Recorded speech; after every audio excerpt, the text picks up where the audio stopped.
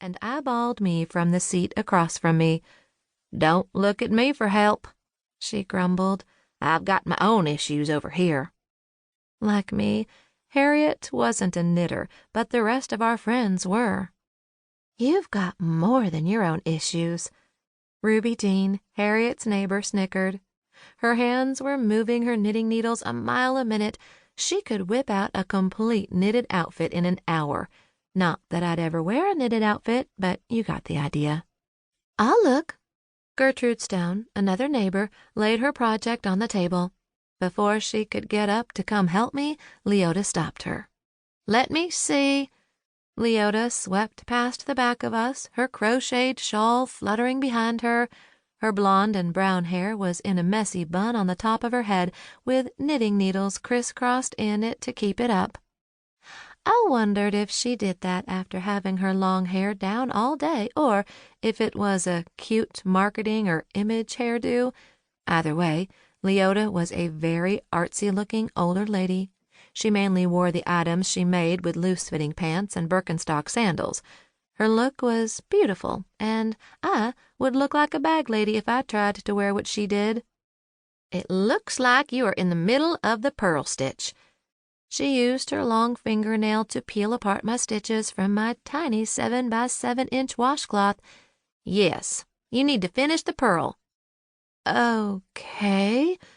I sighed and concentrated on finishing the stitch before I decided I needed a break.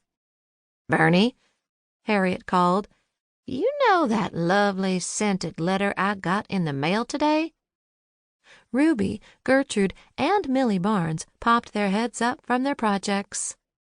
"Mm-hmm," I ho-hummed. "It was the nicest letter from Zeke Grey," she said, gushing over the very single elderly gentleman that all the Front Porch Ladies fought over. Ah, the Front Porch Ladies were what I lovingly called the 4 women who lived along Little Creek Road in the middle of Sugar Creek Gap, now the street that I lived on in our tiny mountainous town in Kentucky. "He wanted to thank me for the wonderful gift I'd given his granddaughter for her wedding present." Harriet knew the other ladies would have their ears wide open to hear what she had to say. "He followed up by congratulating me on becoming a board member of the nursing home and president of the beautification committee." After Zeke Grey had announced he was going to be hosting a bridal shower for his granddaughter, the Front Porch Ladies wore me out about why they'd not received their invitation when I dropped off their mail. They thought for sure that I'd left it at the post office or lost it along my route.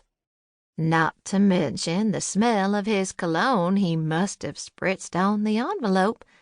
Harriet looked over at the other Front Porch Ladies. "You do know that amazing smell." Harriet pulled her knitting project to her chest and took a long, deep inhale, clearly wanting Gertrude, Millie, and Ruby, the Front Porch Ladies, to hear her. They've all been trying to get Zeke's attention for a while now. The looks the other ladies gave each other didn't go unnoticed. Maybe a few eye rolls were given, but nothing was said out loud, even though I knew that tomorrow when I delivered their mail, they would question me about if there was any sort of thank you card from Zeke Grey. "Uh-oh, look who's coming in." Millie Barnes elbowed Ruby, who was sitting next to her. "What?" Ruby Dean's lips curled. "What did you say?" "I said you need to go get your hearing aids checked because you can't hear a darn thing." Millie Barnes groaned.